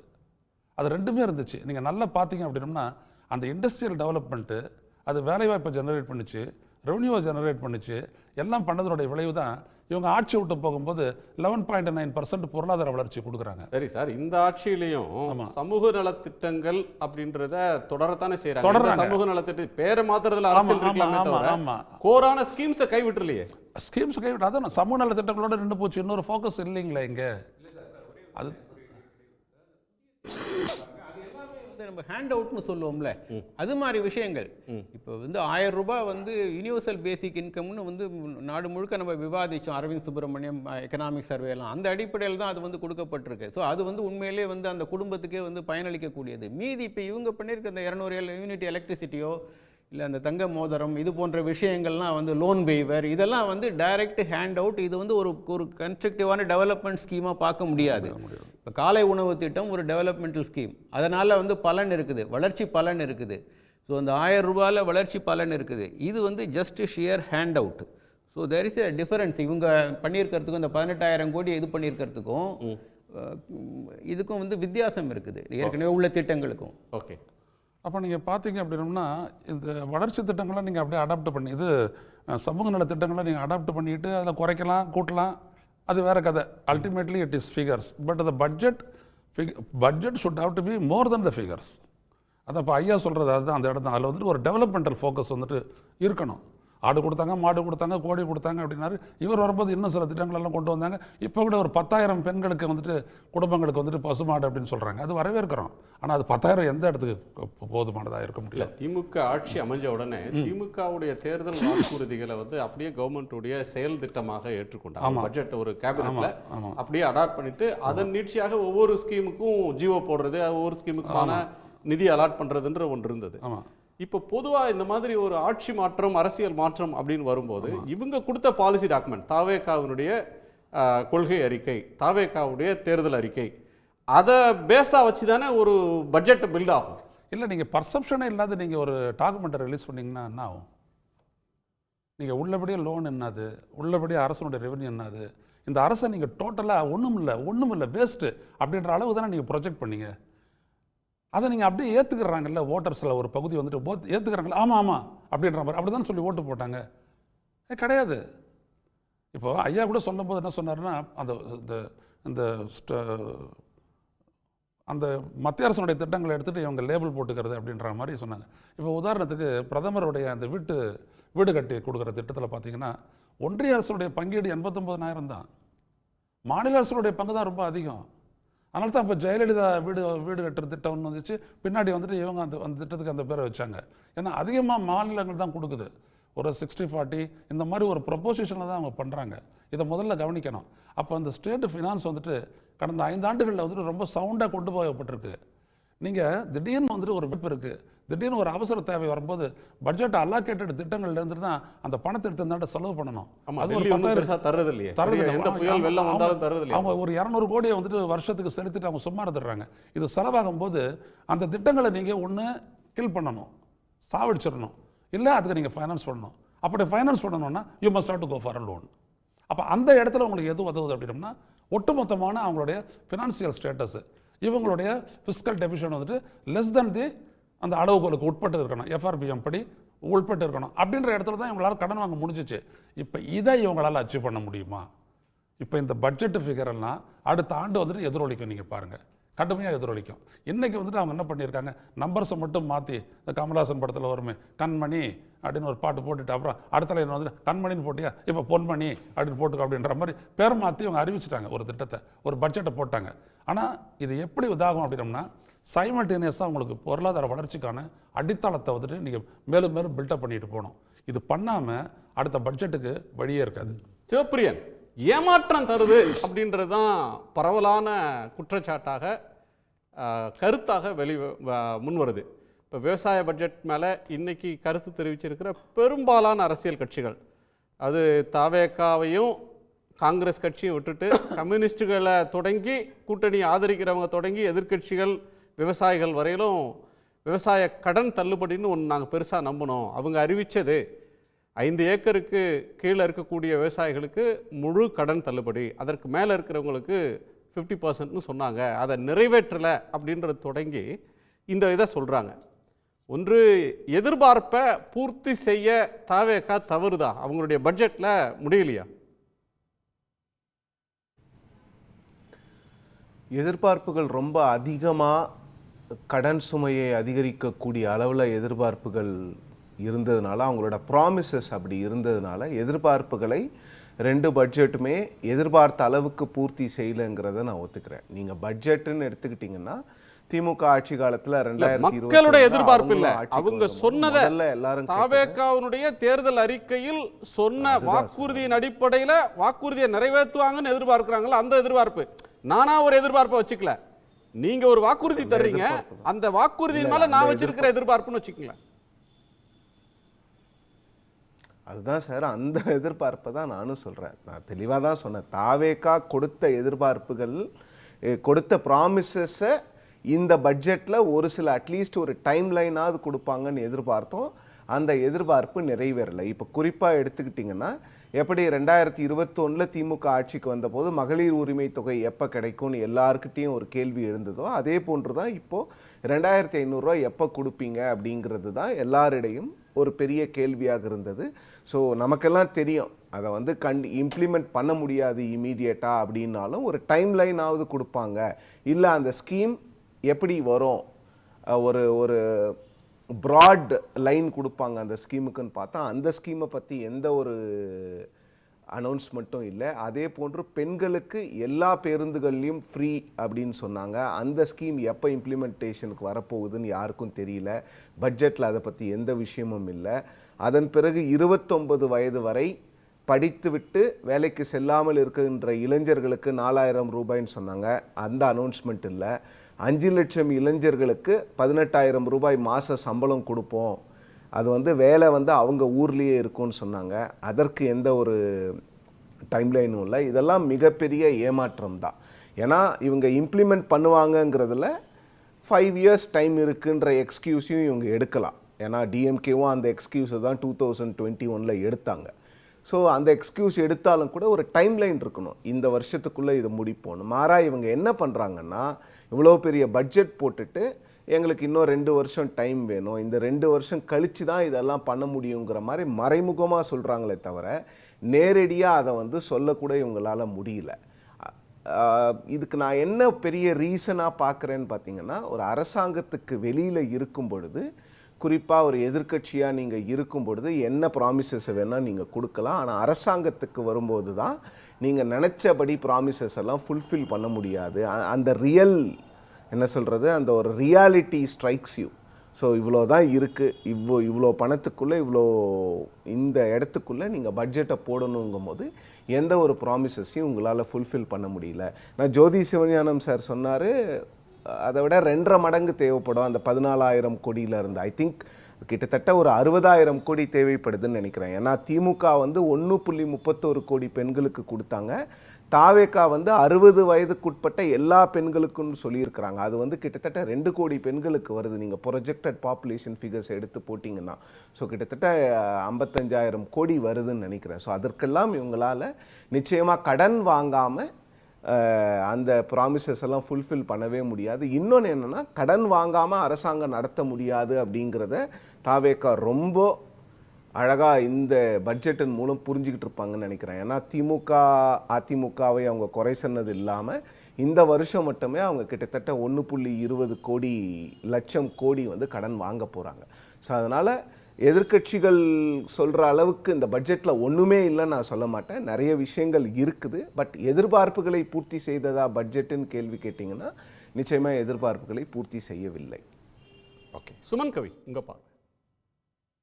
இதை பொறுத்தவரையிலும் ஒரு சில அடிப்படையில், அதாவது குறிப்பிட்ட அளவு தொகை உள்ளுக்குள்ளே ஷிஃப்ட் ஆகிருக்குது அப்படின்னு சொல்லி சில விஷயங்களை சார் சொன்னாங்க. அந்த விவகாரத்தில் அவங்க சொன்ன ஒரே ஒரு விஷயத்தை நாம் ஏற்றுக்கிட வேண்டியிருக்கு. என்னென்னா, காங்கிரஸின் திட்டங்களை தலைகீழாக மாற்றி பாஜக அதை முற்றிலுமாக வேறு விதமாக ஒரு ஒதுக்கீடு செய்வது மாதிரி இல்லாமல், திராவிட மாடலின் அந்த திட்டங்களையே அப்படியே கொஞ்சம் பேர் மட்டும் மாற்றிருக்காங்க அப்படிங்கிற அளவில் அதை நம்ம பெருமையாக அல்லது பரவாயில்ல அப்படின்னு சொல்லி மூச்சு விட்டுக்கிட்டதுக்கு ஒரு வாய்ப்பு இருக்கிறது. ஆனால் அதில் உள்ள ஒரு சின்ன சிக்கல் என்னென்னு பாருங்கள். கிட்டத்தட்ட 48,000 கோடி ரூபாய் இப்போ கடந்த பட்ஜெட்டில் கல்விக்கான நிதி, இந்த பட்ஜெட்டில் 44,000 கோடி ரூபா. அப்போ 4,000 கோடி ரூபாயை நீங்கள் அதில் கம்மி பண்ணிடுவீங்க. இந்த 4000 கோடி ரூபாய் அங்கே கம்மி பண்ணிட்டு என்ன பண்ணுறீங்க, 812 கோடி ரூபாயை நீங்கள் வந்து தாலிக்கு இந்த ஒரு பவுன் தங்க மோதிரம் தாய்மாமன் சீர் அது கொடுக்குறீங்க. அதுக்கப்புறம் இந்த சின்ன குழந்தைகளுக்கு தங்க மோதிரம் அது ஒரு 550 கோடி ரூபாய் மொத்தமாக சேர்த்திங்க அப்படின்னு சொன்னால் ரெண்டும் சேர்த்து 1350 கோடி ரூபாய் வருது. அப்போது ஒரு கல்விக்கு செலவழிக்க வேண்டிய, இப்போ உதாரணத்துக்கு நீங்கள் ஒரு குழந்தைய எடுத்துக்கங்களேன், ஒரு பொண்ணு எடுத்துக்கங்க, அந்த பொண்ணுக்கு தங்கத்துக்கு நான் தாலிக்கு தங்கம் தர்றேன் அல்லது ஒரு பவுன் தங்க நகை தருகிறேன் அப்படின்னா அதிகபட்சமாக ஒரு 1 லட்ச ரூபா வருமா? அந்த 1 லட்ச ரூபாய் அந்த பிள்ளைக்கு படிக்கிறதுக்கு நீங்கள் செலவு பண்ணிங்கன்னா அது ஆட்டோமேட்டிக்காக ஒரு வருஷத்தில் 1.5 லட்சத்துக்கு மேலே அது சம்பாதிச்சிடும். நான் சொல்கிறது ஒரு கல்லூரிக்கு போய் அந்த பொண்ணு சம்பாதிக்கிறது. அப்போது தொலைநோக்கு திட்டம் அப்படிங்கிறது தாலிக்கு தங்கம் கொடுக்கறது கிடையாது, அல்லது தாய்மாமன் சீரோ அல்லது அண்ணன் சீரோ கொடுக்கறது கிடையாது. அப்போ கல்விக்கான நிதியை குறைத்து விட்டு விஜய் அரசு என்ன பண்ணுது, ஜெயலலிதாவின் கடந்த கால ஆட்சியில் தாலிக்கு தங்கம் மாதிரியான பெயர்களை மாற்றி அதை இது பண்ணுது. அப்போ இந்த திட்டத்துக்குள் ரீஅலோகேஷன் அப்படிங்கிறதே வந்து சமூக நீதிக்கு புறம்பானது. இப்போ நீங்கள் பெரியாரை வந்து தன்னுடைய அடையாளமாக வச்சுருக்கிறாரு, அண்ணாவை அம்பேத்கரை வச்சுருக்காரு. கல்வியை கொடுங்கள் அப்படிங்கிற இடத்துல விட்டுட்டு நான் வந்து அண்ணன் சீர் தர்றேன், தாய்மாமன் சீர் தர்றேன் அப்படிங்கிறது வந்து முழுக்க ஒரு பிற்போக்குத்தனமானது. அதுலேயும் கூட ஒரு 3000 கோடி ரூபாய் கம்மியாகுது. நீங்கள் வந்து அதிகபட்சமாக 1300 கோடி ரூபாய் தான் செலவு பண்ணுறீங்க. ஆனால் கல்விக்கான நிதியில் நீங்கள் வெட்டியது என்பது 4000 கோடி ரூபாய். அந்த 4000 கோடி ரூபாய் வந்து நீங்கள் சமரசமே பண்ண வேண்டிய இன்னொரு முக்கியமான விஷயம், சமர சிக்ஷா அபியான் கொண்டு வராததுனால, அதாவது அதில் தர வேண்டிய தொகை ஒரு 3500 கோடி, அதே மாதிரி என்ன ஜல்ஜீவன் திட்டத்துக்கு ஒரு 3000 கோடி, அப்புறம் இந்த விபிஜி ராம்ஜி அந்த வெற்றி 125 நாள் திட்டம் இருக்கு இல்லையா, அதுக்கு பேர் வெற்றி 150. வெற்றி 150. அது என்ன பேர்கள், எல்லாத்துலேயும் வெற்றியை சொருவிட்டோம்னா திட்டங்கள் எல்லாம் வந்து தலைகளாக மாறிதுன்னு நினைக்கிறாங்க. அது என்னன்னு சொல்றது, ஒன்றிய அரசு திட்டத்தை அப்படியே வச்சிருக்காங்க, மாநில அரசு திட்டத்தை தான் மாற்றிருக்காங்க. வெற்றி வந்து மாநில அரசு திட்டங்களுக்கு முன்னாடி மட்டும் வருது. இது எல்லாம் கூட்டி கழிச்சு அதுக்கு ஒரு 150 நாள் வேலை கொடுக்குற திட்டத்துக்கு வெற்றி 150ன்னு வச்சிருக்காங்க. விபி ஜிராம்ஜி வந்து 125 நாள், மகாத்மா காந்தி 100 நாள். ஓகே. இப்போ அதில் ஒரு 4000 கோடி ரூபாய் ஷார்ட்டேஜ், அதாவது நீங்கள் 40% நீங்கள் போடணும். இது எல்லாத்தையும் கூட்டி கழிச்சு பார்த்தீங்கன்னா ஒரு 10,000 கோடி ரூபாயை ஒரு 2-3 மாதத்துக்குள்ளே இந்த விஜய் அரசு தலையிலே வச்சிருக்கிறாங்க. அதாவது இந்த தொகைகள் எல்லாம் முன்னாடி இருந்ததுனாலும் இது மறுக்கப்பட்ட போது கடுமையான எதிர்வினை ஆற்றியது தமிழ்நாடு. நீங்கள் இதே இப்போது நிதியமைச்சர் இருந்தார் இல்லை, சரி இவர் இருந்தார், கல்வி அமைச்சர் இருந்தார் இல்லையா, தர்மேந்திர பிரதான், அவர் வந்து பதவி விலகுவதற்கு முன்னாடி வாரணாசியில் வச்சு சொன்னார், நீங்கள் வந்து பிஎம்சி பள்ளிகளை அப்படி திறக்கலைன்னு சொன்னால் உங்களுக்கு நிதி கிடையாதுன்னு. அப்போ தான் வந்து ஸ்டாலின் அவர்கள் சொன்னார், நீங்கள் 5000 கோடி அல்ல 10,000 கோடி தராட்டா கூட நாங்கள் அந்த பள்ளியை திறக்க முடியாது, இருமொழி கொள்கையில் எங்களுக்கு சமரசம் கிடையாதுன்னு சொன்னார். அப்போ இது ஏதோ வேணுக்குன்னு சண்டை போட்டதில்லை. இன்னைக்கு பாருங்கள், ஸ்டாலின் அவர்களும் ஆட்சியில் இல்லை, அங்கே தர்மேந்திர பிரதானும் இல்லை. ஆனால் நாங்கள் இணக்கமாக செல்கிறோம் அல்லது ஒத்துப்போகிறோம் என்பதால் உங்களுக்கு கிடைக்கக்கூடிய நிதி கிடைக்கப் போவதில்லை. அதைத்தான் வந்து திரு சிவஞானம் அவர்கள் சொன்னார். எந்த அடிப்படையில் நீங்கள் 9000 கோடி ரூபாய் வரப்போகுது அப்படின்னு நீங்கள் பிளான் பண்ணுறீங்க அப்படிங்கிறாரு. அப்போது இதையெல்லாம் கூட்டி கழித்து பார்த்தீங்கன்னா பேசியது ஒன்று, செயல்பாட்டில் ஒன்று. இன்னொன்று தங்கம் தென்னரசு அவர்கள் தெளிவாக சொல்கிறாரு, நீங்கள் போகிற போக்கை பார்த்தால் நீங்கள் வந்து 5 லட்சம் கோடி ரூபாய் எக்ஸ்ட்ரா கடன் வாங்கிட்டீங்கன்னு சொல்லி எங்கள் மேலே குற்றச்சாட்டை வச்சிங்க. ஆனால் நீங்கள் திட்டமிட்டிருப்பது என்பது கிட்டத்தட்ட 10 லட்சம் கோடி ரூபாய் இந்த 5 வருஷத்தில், அடுத்த 5 வருஷத்தில் எக்ஸ்ட்ராவாக கடன் வாங்க போகிறீங்க அப்படின்னு சொல்கிறாரு. இதுக்கு சித்திக் இருக்கார் இல்லையா, ஐஏஎஸ் எம்ஏ சித்திக் அவர்கள், நிதித்துறை செயலாளர், அவரே சொல்கிறாரு, நாங்கள் வந்து 1.22 லட்சம் கோடி ரூபாய் கடனுக்கான திட்டம் இந்த வருஷம் இருக்குது. அதோட பொருள் என்ன, கடந்த முறை அவர்கள் ஒரு வருஷத்துக்கு 1 லட்சம் கோடி வாங்கினாங்க, இப்போ 22% அதிகம், இன்னொரு ஒரு வருஷம் கழித்து கூட ஒரு 20%. இப்படி மாற்றி போட்டிங்கன்னா தங்கம் தென்னரசு சொல்லுகிற 10 லட்சம் கோடி எக்ஸ்ட்ரா, அதாவது ஏற்கனவே இருக்கிற 10 லட்சம் கோடி, அது போக ஒரு 10 லட்சம் கோடி, மொத்தமாக 20 லட்சம் கோடி ரூபாய் கடனுக்கான ஒரு ட்ராப்புகளை கொண்டு போய் தள்ளுறாங்க. நீங்கள் மாற்றம்னு கேட்டீங்க இல்லையா, எங்கள்கிட்ட எதுவுமே திட்டம் இல்லை, ஃபியூச்சர் பிளான் இல்லைன்னு சொல்கிறீங்க இல்லையா. கடன் வாங்குறது தப்பில்லை சார். அது திமுக அரசுனாலும் சரி, அதிமுக அரசுனாலும் சரி, தாவேக அரசுனாலும் தனிநபர்கள் வாங்குற கடன் வேற, அரசாங்கம் வாங்குற கடன் வேற. அரசு கடன் வாங்குவது அப்படின்றது குற்றம் இல்லை. அது வந்து விஜயகாந்த் படத்து வசனம் மாதிரியோ அல்லது தாவேகா தேர்தல் நேரத்தில் பேசினது மாதிரியோ கடன் வாங்குவதே குற்றம் அப்படின்றது மாதிரி பேசுறது தவறு. இந்தியாவில் குறைவாக கடன் வாங்குற மாநிலங்கள்ல தமிழ்நாடு ஒன்று. 2 நாளைக்கு முன்னாடி பிசினஸ் ஸ்டாண்டர்ட்ல ஒரு கட்டுரை இருந்தது. இதை வந்து சித்திக் சொல்றாரு. இதை சித்திக் சொல்றாரு 3% 3.5% அளவுக்கு நமக்கு வந்து ஒரு பிளே, அதாவது ஒரு இது உண்டு, அந்த ஸ்லாப் உண்டு. அதாவது ஜிஎஸ்டிபியில் வந்து நமக்கு அந்த கடன் வாங்குறதுக்கு ஒரு வரம்பு, ஒன்றிய அரசு வகுத்து இருக்கிற வரம்புக்கு உட்பட்டு வாங்குறாங்க. அதை இன்னமும் கூட அந்த இடம் இருக்குன்ற பொருள்ல சொல்றாரு. நான் சிவபிரியன்ட்டே நான் வேற ஒரு கோணத்தை கேட்கணும். சிவபிரியன், ஒரு இந்த அரசாங்கத்துக்கான ஒரு விஷன் அப்படின்றது இருக்கிறதா? அது விஷன் இருக்கிறது எதில் வெளிப்படும்னா பட்ஜெட்டில் முதல்ல வெளிப்படும். ஒரு அரசுக்கு ஒரு தொலைநோக்கு பார்வை இருக்குது. தமிழ்நாட்டை என்னவாக மாற்றப் போகிறோம், நிர்வாகத்தில் என்னவாக தமிழ்நாடு மாறப்போகிறது அப்படின்னு அவங்களுக்கு ஒரு இலக்கு, லட்சியம் ஏதாவது இருந்தால் அது அவங்க வெளிப்படுத்துகிற முதல் இடம் அவங்களுடைய ஃபர்ஸ்ட் பட்ஜெட். அது அந்த விஷன் டாக்குமெண்ட்டாக இந்த பட்ஜெட் இருக்கா அப்படின்னு ஒன்று. அதை விடவும் தமிழ்நாட்டுடைய இன்றைய தேவைகள் அப்படின்னு எடுத்திங்கன்னா, இன்றைக்கி படித்து விட்டு வரக்கூடியது ஒரு 80களில் நமக்கு வந்து வறுமை ஒழிப்புன்றது ஒரு முக்கியமான இலக்காக இருந்துச்சு. இன்றைக்கி வந்து வறுமை, பசி, பஞ்சம் அப்படின்றது தமிழ்நாட்டில் இல்லை. மாறாக ஒரு வளர்ந்த சொசைட்டி என்னெல்லாம் ஃபேஸ் பண்ணுமோ அதெல்லாம் நம்ம இன்றைக்கி ஃபேஸ் பண்ணுறோம். தொழில் வளர்ச்சியை பரவலாக்குறது, குறிப்பாக தென் மாவட்டங்களுக்கும் காவேரி டெல்டாவுக்கும் வேலை வாய்ப்புகளை பெருக்கிறது. ஒரு ஏஜிங் பாப்புலேஷன் இன்றைக்கி நமக்கு தமிழ்நாட்டுடைய இன்னொரு பெரிய சேலஞ்ச். சராசரி வயது அதிகரிச்சிருச்சு. ஹைப்பர் டென்ஷனோ அல்லது டயபெட்டிஸோ மற்ற இது சார்ந்த மூப்பு சார்ந்த நோய்களுக்கான செலவுகளை கட்டமைப்பை உருவாக்குறது இன்னொன்று. படித்தவர்களுக்கான வேலையை பரவலாக்குவது, இது மாதிரியான பல பிரச்சனைகள். விவசாயம் சார்ந்து வந்ததுன்னா நம்ம வந்து நதிநீர் வேறு மாநிலங்களை நம்பி இருக்கிற ஒரு மாநிலம். ஸோ கோதாவரியிலேருந்து தண்ணியை கொண்டு வர்றதா, காவேரி குண்டாரை இணைக்கிறதா, இதற்கு நோக்கி போகிறது ஒன்று. இதில் இந்த கவர்மெண்ட்டு எதானும் அட்ரஸ் பண்ணியிருக்காங்களா சிவபிரியன்? அதை நோக்கி பயணம் தொடங்கியிருக்காங்களா? பட்ஜெட்டில் அட்ரஸ் பண்ணல. பட் இந்த வாட்டர் லிங்கிங் பற்றி இன்றைக்கி பிரைம் மினிஸ்டருக்கு ஒரு கடிதம் ஒன்று முதலமைச்சர் எழுதியிருக்கிறாரு. ஸோ எல்லாமே பட்ஜெட்டில் வரணுங்கிறத நான் ஏற்றுக்கல சார். ஒன்று. ரெண்டாவது, விஷன் இருக்கான்னு கேட்டிங்கன்னா ஒரு ப்ராட் விஷனை கொடுக்குறாங்க. பட் ரொம்ப டீட்டெயில்டாக இந்த பட்ஜெட்டில் இல்லை.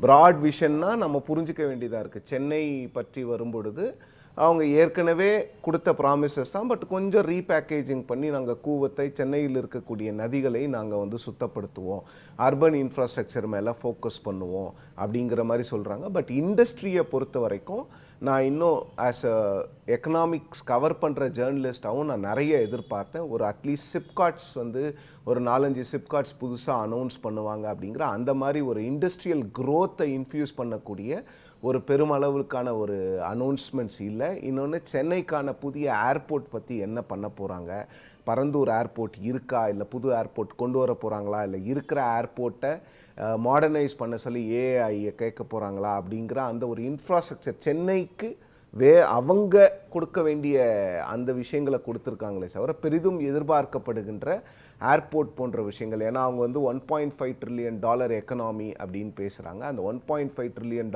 எக்கனாமி வேணும்னா உங்களுக்கு connectivity is the main. So அந்த கனெக்டிவிட்டி பற்றி எந்த ஒரு விஷயம் இல்லாதது நிச்சயமாக ஏமாற்றம் அளிக்குது. 2036 அவங்களுடைய இலக்காக சொன்னாங்க. நான் சிவஞானம் சார்ட்ட தான் கேட்கணும் இன்னொன்று. இதில் தமிழ்நாட்டுக்குன்னு இப்போ ராஜஸ்தான், மத்திய பிரதேசம் அல்ல உத்தரப்பிரதேசம், பீமார் எதிர்கொள்கிற பிரச்சனை வேறு, தமிழ்நாடு, கேரளா மாதிரியான ஸ்டேட்ஸ் எதிர்கொள்ளக்கூடிய சிக்கல் வேறு. ஒரு ஆட்சி மாறி புதுசாக ஒரு ஆட்சி வருகிற போது அவங்கள்ட்ட புதிய சிந்தனை வெளிப்படும், புதிய அணுகுமுறை இருக்கும். ஒரு விஷயத்தை முந்தைய ஆட்சியாளர்கள் புரிந்து கொண்ட தன்மை வேறாக இருக்கும். இவங்க வேற ஒரு விஷனோட வருவாங்க. அது தமிழ்நாட்டினுடைய பிரச்சனைகளை இவங்க என்னென்னு உள்வாங்கி இருக்கிறாங்க, என்னவாக ஒரு நவீன தமிழ்நாட்டை கட்டமைக்கணும் அப்படின்னு இவங்க நினச்சிருக்காங்க. அது பட்ஜெட்டில் எங்கே ரிஃப்ளெக்ட் ஆகிருக்கு சார்? இல்லை சார், அது மாதிரி எந்த ஒரு விஷனும் இல்லை. எக்ஸப்ட் வந்து அந்த $1.5 ட்ரில்லியன் கூட வந்து திமுக அரசு 10 ஆண்டுக்கு வந்து $1 ட்ரில்லியன் ஒரு டார்கெட் வச்சாங்க. இன்னும் ஒரு 5 சேர்த்துட்டாங்களா? ஆமாம், இன்னும் ஒரு 5 வருஷம் தள்ளி அதை வந்து ஒரு 0.5 சேர்த்து இவங்க 1.5 ட்ரில்லியன்கிறாங்க. அதை அடையிறதுக்கு என்ன திட்டங்கள்ங்கிறதெல்லாம் வந்து எந்த ஒரு தெளிவும் இல்லை. குறைந்தபட்சம் இப்போ இவர் நண்பர் சொன்னாருங்களே, கல்விக்கு ஒதுக்கீடை குறைச்சிட்டு கிட்டத்தட்ட இந்த 18,000 கோடி அது மாதிரி முக்கியமான துறைகளை வந்து குறைச்சிட்டு தான் பண்ணியிருக்காங்க. இப்போ கல்வி மட்டும் இல்லை, சேலரியும் பென்ஷனையும் கட் பண்ணிங்கன்னா இப்போ நீங்கள் ஃபர்தர் ரெக்ரூட்மெண்ட் போட மாட்டிங்கன்னா அரசு நிர்வாகம் எப்படி நடக்கும்? ஒரு கல்லூரிக்கு பல்கலைக்கழகங்களுக்கு வந்து 2/3 வேக்கன்சிஸ் இருக்குது. அதை நீங்கள் ஃபில்லப் பண்ணலைன்னா, அலுவலகங்களில் ஃபில்லப் பண்ணலைன்னா, ஸோ இப்போ அதுதான் இது நடக்க போகுது. அதே மாதிரியே வந்து லெண்டிங் சப்போர்ட் பப்ளிக் செக்டார்ஸ் யூனிட்ஸுக்கு வந்து பேசுனீங்க, நிறைய வெள்ளை அறிக்கையில் அதை பற்றி பேசுனீங்க. அதுக்கு சப்போர்ட்டை வந்து வித்ட்ரா பண்ணுறீங்க. கேபிட்டல் எக்ஸ்பெண்டிச்சர் அடிப்படையில் வந்து சென்ற அரசு எப்படி செஞ்சதுன்னா, கிட்டத்தட்ட திமுக அரசு வந்து அவங்க ஆட்சி வரும்போது இதை விட மோசமான ஒரு சூழ்நிலையில் தான் வந்தாங்க. இதை விட மோசமான சவால்கள் எல்லாம் கோவிட் மட்டும் இல்லாமல் இயற்கை இடையூறுகள்லாம் வந்து சமாளித்து 2-3 தடவை சமாளித்து அதெல்லாம் வந்து சந்தித்து அதெல்லாம் தாண்டி வந்து பொருளாதார வளர்ச்சியை வந்து ஊக்குவிக்கிறதுல மிக மிக கவனம் செலுத்தினாங்க. வெளிநாட்டு முதலீடுகளை ஈர்க்கிறதுக்கான முழு முயற்சியும் செஞ்சாங்க. ஸோ அதன் மூலிமா வளர்ச்சியை 2 மடங்கு ஆக்கியிருக்கிறாங்க. 20 லட்சம் கோடி ரூபாய் இருந்த நம்ம மாநிலத்துடைய வருவாய் 40 லட்சம் கோடி ரூபாய் வந்து இன்றைக்கி உயர்ந்திருக்குது. அதற்கு காரணம் அவங்க எடுத்த அந்த முயற்சிகள். ஸோ இந்த ரேட்டில் இப்போ வளர்ச்சி விகிதம் இரட்டை இலக்கத்தில் இருக்குது. இது மாதிரி போனால் தான் அந்த 1 ட்ரில்லியனோ 1.5 ட்ரில்லியனோ வந்து அடைய முடியும். ஸோ அந்த வளர்ச்சியை வந்து ஊக்குவிக்கிறதுல மிக மிக முக்கியமானது முதலீடு. அதுவும் வந்து இன்ஃப்ராஸ்ட்ரக்சருக்கான முதலீடு. இன்ஃப்ராஸ்ட்ரக்சரோட முதலீடு வந்து அடிப்படையில் வந்து ஒன்றிய அரசு பொறுப்பு. சென்ட்ரல் செக்டார் ஸ்கீம்ஸில் வந்து அதற்கு அவங்க ஒதுக்கீடு செய்யணும். ஆனால் நமக்கு பண்ண மாட்டாங்க. அவங்க சென்ட்ரலி ஸ்பான்சர்டு ஸ்கீம்ஸுக்கே நம்ம 40% வைக்கிற ஸ்கீம்ஸுக்கே வந்து இவ்வளோ தகராறு பண்ணுறாங்க. சென்ட்ரல் செக்டார் ஸ்கீம் மெட்ரோவில் பார்த்தோம், மதுரை கோயம்புத்தூர் மெட்ரோவில், சென்னை செகண்ட் ஃபேஸில் பார்த்தோம். ஸோ அதெல்லாம் பண்ணுறாங்க. ஸோ இங்கே மாநில அரசே வந்து அதெல்லாம் நாங்களே இன்வெஸ்ட்மெண்ட் பண்ணிக்கிறேன்னு சொல்லி சென்ற அரசு வந்து இன்ஃப்ராஸ்ட்ரக்சருக்கு முதலீட்டு செலவுகள்லாம் வந்து அதிகப்படுத்தினாங்க. அதன் மூலிமா நீங்கள் தனியார் முதலீடை வந்து ஈர்க்க முடியும். இப்போ இவங்க வந்து 2,577 கோடி ரூபா முதலீட்டு செலவை குறைச்சிருக்கிறாங்க. ஸோ இப்போ அது மாதிரி ஐடியாவே இவங்களுக்கு வந்து இல்லை. இப்போ இவங்க வந்ததுக்கு பேசுகிறது கடன் வாங்கியனும் முதலீட்டு செலவை அதிகப்படுத்துறது தான் கடந்த காலங்களில் தொடர்ந்து நம்ம பார்த்தது. எனக்கு நினைவுக்கு வருது, 2021 சட்டமன்ற தேர்தலுக்கு முன்பு திமுகவினுடைய தலைவர் திரு ஸ்டாலின் அவர்கள் 7 அம்ச திட்டம், 7 முக்கியமான இலக்குகள் அப்படின்னு அறிவித்தார். 10 ஆண்டுகளில் நாங்கள் செய்ய போகிறதுன்னு சொல்லி 7 தலைப்புகளை பிரித்து, பொருளாதாரத்தில் என்ன செய்ய போகிறோம், வேளாண் துறை, நீர்வள மேலாண்மை, education, health and sanitation, urban development, rural development, social ஜஸ்டிஸ்னு 7 தலைப்புகளில் பிரித்து 7ல் நாங்கள் என்ன 10 ஆண்டுகளுக்கு என்ன இலக்கு வச்சுருக்கோம்னு சொன்னார். ஆட்சிக்கு வந்த பிறகு அதை வந்து அவங்களுடைய ப்ரோக்ராமாக மாற்றினாங்க. விஜய் பேசிய பேச்சுக்கள், அவருடைய தேர்தல் அறிக்கை, அவங்க கட்சியோட கொள்கை அறிக்கைன்னு ஒன்று வெளியிட்டாங்க. அதெல்லாம் இப்போ வந்து மாறணும்ல? இல்லை சார், அது மாதிரி ஒரு ஒர்க் அவுட்டே கிரவுண்ட் ஒர்க்கே பண்ணலைங்கிறேன். இவங்களுக்கு வந்து அது மாதிரி ஒரு தொலைநோக்கு திட்டத்தை வந்து தயாரிக்கல. குறைந்தபட்சம் இவங்க வாக்குறுதிகளை நிறைவேற்றத்துக்கு தேவையான கமிட்மெண்ட், ஃபிஸ்கல் கமிட்மெண்ட் என்னங்கிற ஒரு நம்பர் கூட அவங்கள்ட்ட இல்லை. இப்போ அவங்க சொன்ன வாக்குறுதிகளை செயல்படுத்துறதுக்கு இங்கே பாருங்கள், இப்போ மற்ற திமுக வச்சிங்க, காங்கிரஸ் கூட வச்சிங்க, அவங்க தேர்தல் அறிக்கை தயாரிக்கும் போது ஏதாவது ஒரு கமிட்மெண்ட் கொடுத்தாங்கன்னா ரொம்ப கேர்ஃபுல்லாக அதை ஒர்க் அவுட் பண்ணுவாங்க. இது எவ்வளோ எக்ஸ்பென்சஸ் ஆகும், நம்மளால் இது முடியுமா அப்படின்னு மொத்தத்தையும் அக்ரிகேட் பண்ணி தனித்தனியாகவும் கணக்கு போடுவாங்க. சும்மா அடிச்சு விட மாட்டாங்க. ஆமாம், சும்மா அடிச்சு விட மாட்டாங்க. இப்போ இவங்க 1 லட்சம் கோடிக்கு மேலே அடிச்சு விட்டுட்டு இங்கே பாருங்கள், அதுக்கு வந்து வழி இல்லாதனால இருக்கிற செலவை 18,000 கோடி கட் பண்ணி பண்ணுறாங்க. அப்படின்னா இப்போ இந்த ரீப்ரியாரிட்டைசேஷன், அவங்களுக்கு வளர்ச்சியில் கவனம் விஷன்லாம் இருக்கும். 1.5 ட்ரில்லியன் அடையணும்னு நினச்சாங்கன்னா இந்த முதலீட்டு செலவை குறைச்சிருக்க மாட்டாங்க. இந்த 18,000 கோடி குறைச்சாங்களே மற்ற திட்டங்கள், அதை வந்து முதலீட்டு செலவு பண்ணியிருந்தா கூட நம்ம அதை புரிஞ்சிக்க முடியும். சரி, இவங்க வளர்ச்சியை ஊக்குவிக்க முயற்சிக்கிறாங்க அப்படின்ட்டு. நல்ல வளர்ச்சி திட்டங்களுக்கான திட்டத்தை எடுத்து இது மாதிரி கேஷ் அவுட்டு, ஹேண்ட் அவுட்டுக்கு அது செலவு பண்ணுறாங்கன்னா அது மாதிரி சிந்தனையோ அது மாதிரி ஐடியாவோ அந்த இதே வந்து சுத்தமாக இல்லை. குறைந்தபட்சம் அவங்க திட்டங்களுக்கு என்ன ஆகுங்கிறது கூட அவங்கள்ட்ட வந்து ஒரு நம்பர்ஸோ எதுவும் இல்லை. அப்படிங்கும்போது இதை வளர்ச்சியை வந்து வேகப்படுத்தி மக்கள் மேலே அவ்வளோ நம்பிக்கை இருக்கலாம். எல்லாமே திமுக ஆட்சியில் வந்து சுரண்டிட்டாங்க அப்படின்னு சொன்னால் அதை மக்கள் ஏற்றுக்கொள்வாங்க. ஒரு பகுதியினர் நம்மளை வந்து நீங்கள் என்ன வாக்குறுதி கொடுத்தீங்கன்னு கேட்க மாட்டாங்க அப்படின்னு அவங்களுக்கு மக்கள் மீது ஒரு அபாரமான நம்பிக்கை இருக்கலாம். எம்சிஆர் உங்கள் அதாவது பேராசிரியர் சொல்கிற மாதிரி எல்லாமே சரிஞ்சு போகுது அப்படிங்கிறத நான் ஏற்றுக்க மாட்டேன். நண்பர் சொன்ன மாதிரி வந்து தொழில் வளர்ச்சி அதோகதிக்கு போயிடுச்சு, ரொம்ப கீழே இருக்குது. அந்த மாதிரியான ஒரு கட்டமைப்பு தமிழ்நாடு கிடையாது. ஏதோ அரசு மாறினால் எல்லாமே போயிடும் அப்படிங்கிற மாதிரியான கட்டமைப்பு தமிழ்நாடு வந்து காலனி ஆதிக்கத்திலேருந்து வந்ததில் வந்து நல்ல கட்டமைப்போடு இருக்குது. இங்கே இருக்கிற பியூரோக்ரஸியும் வளர்ச்சி இருந்தால் தான் தங்களுக்கு ஆதாயம் இருக்கிற ஒரு பியூரோக்ரஸி தான். ஸோ அதனால் அவ்வளோ ஈஸி கிடையாது. அடுத்து ஏன் இந்த 18,000 கோடி எடுத்து வச்சாங்கன்னா அவங்களோட கவர்ச்சிகரமான populism is part of politics. அதுவும் திராவிடியன் பாலிடிக்ஸில் பாப்புலிசம் ரொம்ப முக்கியமான ஒரு அங்கம். பாப்புலிசம் இல்லாமல் யாருமே இங்கே ஆட்சி பண்ண கிடையாது. ஸோ அதுக்கு ஒரு இடம் கொடுக்க வேண்டி இருக்கு. ரெண்டாவது யாரும் சொல்லலையே. தாவேகா வந்து அதுவும் ஒரு திராவிட கட்சி தான். ஸோ அதனால இந்த மாடலில் ஒரே ஒரு தலையீடு. இப்போ 15,000 கோடி வந்து மினிஸ்டர் சொல்கிறார், நாங்கள் லீக்கேஜ் இதெல்லாம் வந்து ஃபிக்ஸ் பண்ணிட்டோம், அடைச்சிட்டோம், 15,000 கோடி எக்ஸ்ட்ரா ஜெனரேட் பண்ண முடியும் அப்படின்னு சொல்கிறாரு. இப்போ அந்த 15,000 கோடி ஜெனரேட் பண்ணி இதை பண்ணிட்டோம், கல்விக்கு கட் பண்ணிட்டு முதலீட்டு செலவை கட் பண்ணிட்டு ஏன் அதை செய்யல? இல்ல அதாவது painting rosy picture for the previous government is அது அவ்வளோ சரியானது கிடையாது. நான் ரோசி பிக்சரே போல பட்ஜெட்ல உள்ள நம்பர் சொல்றேன். 21,000 பேருக்கு மேல சார் இன்னைக்கு 5 லட்சம் பணி வந்து காலியா இருக்கு சார். இன்னைக்கு நீங்க சொன்ன மாதிரி 3ல 1 பங்கு பல்கலைக்கழக பேராசிரியர் பணி வந்து சார் இன்னைக்கு 5 லட்சம் கோடி ரூபாய்க்கு பட்ஜெட் ஏன் விட்டாங்க சார்? 5 லட்சம் கோடி ரூபாய்க்கு இன்னைக்கு பட்ஜெட் போட்டாங்கல. அப்புறம் அதுக்குள்ள பேசுறது பாருங்க, அதுல வெளியே அடுத்தாப்ல ரெக்கார்ட்ஸ் மட்டும் நம்பர்ஸ் மட்டும் பேசாது. அப்ப நிர்மலா சீதாராமன் சொல்றதை நாம ஏத்துக்கணும். இந்திய பொருளாதாரம் வளருது, இந்தியா ஒளிர்கிறதுங்கிறதை நாம ஏத்துக்கணும். இந்திய பொருளாதாரம் வளருது, இந்தியா ஒளிர்கிறது, அதையும் நாம ஏத்துக்கணும். இங்க நீங்க குறை சொன்னீங்கன்னா அதையும் நீங்க ஏத்துக்கணும். சார் நம்ம குறைய சொல்லுங்க சார். இங்க பாருங்க, இவங்க அணுகுமுறை கேட்கறாங்க. அவர் என்ன கேட்கிறாரு, விஷன் இருக்கா, அணுகுமுறை இருக்கா அப்படிங்கிறேன். நான் அதுல உள்ள இன்கன்சிஸ்டன்ஸை சொல்றேன். அது மாதிரி அணுகுமுறை இல்லை. ஏன்னா இருந்ததுன்னா நீங்க முதலீட்டு செலவை குறைக்க மாட்டீங்க, கல்விக்கான செலவை வந்து குறைக்க மாட்டீங்க, சேலரிஸுக்கு பென்ஷனுக்கான செலவை குறைக்க மாட்டீங்க, பொதுத்துறை நிறுவனங்களுக்கான செலவை குறைச்சி இது மாதிரி செலவு பண்ண மாட்டீங்க. நீங்க சொல்றது வந்து ஒரு எலிட்டிஸ் பாயிண்ட்ல இருந்து சொல்றீங்க. எலிட்டிஸ்லாம் இல்ல, பட்ஜெட்ல என்ன பண்ணிருக்காங்களோ அத சொல்றேன் சார். அதுக்கே நீங்க எலிட்டிஸ்லாம் சார் பட்ஜெட்ல இப்ப பண்ணி நீங்க சொல்றது எலிட்டிஸ்ட், அவர் சொல்றது கம்யூனிஸ்ட் பார்ட்டி. நீங்க சொல்றது கம்யூனிஸ்ட் பாயிண்ட்ல இருந்து சொல்றீங்க, அவர் எலிட்டிஸ்ட். இல்ல அவங்க பட்ஜெட்ல என்ன இருக்கோ அத சொல்றேன். அவங்க இல்ல அவங்களோட சப்போர்ட் பேஸ்க்கு அவங்க வந்து they have to take care of it. இல்ல சார், நான் என்ன சொல்றேன்னா இங்க பாருங்க, அவங்க வந்து தெரியாம எந்த ஒரு கணக்கீடு செய்யாம எந்த திட்டமிடாம வந்து வாக்குறுதிகளை கொடுத்துட்டாங்க. இப்போ அதை செய்ய வேண்டிய ஒரு கட்டாயம் இருக்கு. கடன் வந்து ஒரு எல்லைக்கு மேல வாங்க முடியாது.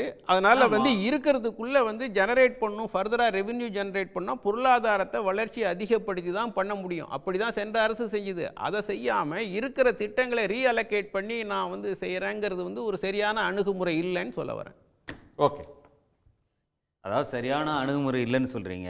அது வளர்ச்சிக்கு உதவாது. இல்ல எந்த ஒரு கட்சியுமே மேற்கொண்டு வளர்ச்சி இல்ல. ரெண்டு விஷயம் இருக்கு. பாப்புலிசத்துல ஒரு அங்கம் என்னன்னா அவங்களோட சப்போர்ட் பேஸ அவங்க வந்து தக்க பண்ணுங்க. நீங்க ஜெனரேட் பண்ணி ரெவென்யூ ஜெனரேட் பண்ணி பண்ணுங்க. இல்ல பண்ணது எதையுமே ஒரு தப்பு சொல்லல. செய்ய வேண்டாம்னு சொல்றாங்க. நீங்க அவர் வந்து எந்த ஒரு திட்டத்துக்கு செலவு பண்ணதையும் நீங்க கொடுத்த வாக்குறுதியை நிறைவேற்றறதுக்கு நீங்க ஒரு இதை பண்றீங்கன்னா அதை குற்றம் அவர் சொல்லல. இல்ல அதுக்கு புதிய வருவாய் ஆதாரங்களை திரட்டி அதை செய்யுங்க. கல்விக்கோ மற்றதுக்கோ செய்யக்கூடிய பட்ஜெட்டை கட் பண்ணாதீங்கன்றது அவருடைய ஆர்குமெண்ட். புதுசா பாப்புலிஸ்டா அதுவும் செய்யுங்க, செய்ய வேணாம்னு அவர் சொல்லவே இல்லை. மக்களுக்கு செய்யட்டும், நீங்க ஜெனரேட் பண்ணுங்க, எக்கானமியை வலுப்படுத்துங்க, வளர்ச்சி அதிகப்படுத்துங்க, அதன் மூலமா ரெவென்யூ கிடைக்கும். அப்படிதான் சென்ற அரசு செஞ்சது. எக்கானமியோட சைஸை பெருசு பண்ணுங்கன்றார். நன்றி ஐயா. இப்போ அடிப்படையிலேயே வந்துட்டு ஒரு அரசியல்வாதி, ஒரு தலைவர், ஒரு ஆட்சியில் இருக்கக்கூடிய நிதியமைச்சர், பிரதமர் மிளிர்கிறது அப்படின்னு சொல்கிறதுனாலே வந்துட்டு பிகம் அ ஃபேக்ட்.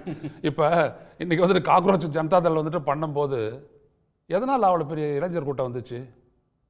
அன்எம்ப்ளாய்மெண்ட்டும் ஒரு ஆஸ்பெக்ட் அவங்க வச்சாங்க, முக்கியமான காரணம். ஆமாம், கல்வி இன்னொரு ஆஸ்பெக்டாக வச்சாங்க, ரெஸ்பான்சிபிலிட்டி மூணாவது ஆஸ்பெக்ட், அதான் பிரதானமாக வச்சாங்க.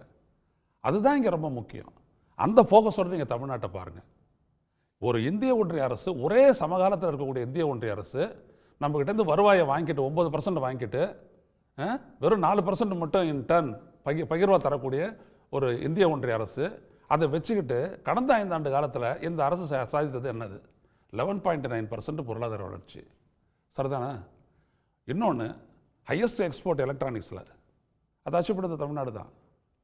வேறு அதுக்கு எந்த விதமான டபுள் இன்ஜின் அந்த சப்போர்ட்லாம் எதுவுமே கிடையாது. இங்கே வந்துட்டு அடிச்சுக்கிச்சு போச்சுன்னா அந்த வெள்ளத்துக்கு காசுக்கு தர்றதில்லை. எவ்வளோத்துக்கு எகேன்ஸ்ட் அது பண்ணுச்சு. ஏன் அப்படின்னம்னா அதற்கு வந்துட்டு ஒரு பெரிய நிபுணத்துவம் வாய்ந்த ஒரு சப்போர்ட் இருந்தது. அதனால தான் நான் சொன்னேன். அவங்க வந்து திட்ட கமிஷன் ஒன்றத்தை வச்சுக்கிட்டு, பொருளாதார நிபுணர்களை வச்சுக்கிட்டு, அவங்களுடைய ஆதரவோடு, அவங்களுடைய பரிந்துரையோடு எல்லாத்தையுமே பண்ணிவிட்டு அவங்க அதை செஞ்சாங்க. அந்த நிபுணத்துவம் அதில் கிடையாது. ஏன்னா இந்த மக்கள் வந்துட்டு பொலிட்டிக்கலாக இந்த அரசை தேர்ந்தெடுக்கலன்னு நான் அதனால தான் அப்படி ஆரம்பித்தேன். ஓகே, பொலிட்டிக்கலாக தேர்ந்தெடுத்திருந்தாங்கன்னா அதெல்லாம் வரும். அந்த ஆஸ்பெக்ட் எல்லாம் பின்னாடி அடிச்சிட்டாங்க, எல்லா விதமான குற்றச்சாட்டுகளை வச்சு அடிச்சிட்டாங்க. ஆனால் ஒரு கூட்டத்திலே ஸ்டாலின் பேசும்போது அவர் இதைத்தான் சொன்னார். எலக்ட்ரானிக்ஸை பொறுத்த வரைக்கும் ஒரு விஷன் டாக் மட்டும் ஜெயலலிதா வெளியிடுறாங்க. இதே சன் நியூஸில் வந்துட்டு நாங்கள் விவாதம் பண்ணோம். அது வந்துட்டு அவன் அச்சீவ் பண்ண முடியல கடைசி வரைக்கும், அப்படியே போயிடுச்சு. ஆனால் இந்த அரசு அச்சீவ் பண்ணிச்சு. எப்படி பண்ணிச்சு இந்த அரசு அப்படின்னா ஸ்டாலின் அரசு சொல்கிறேன் எப்படி பண்ணிச்சு? Because they are committed. இந்த கமிட்மெண்ட்டை கொடுக்கணும்னா அதுக்கு ஒரு பொலிட்டிக்கல் பேக்கப் இருக்கணும், அதுக்கு ஒரு நிபுணத்துவ பேக்கப் இருக்கணும். வெறும் சும்மா அப்படியே வச்சுக்கிட்டு அதிகாரிகளுடைய சப்போர்ட்டோடலாம் எதையுமே சாதிச்சிட முடியாது.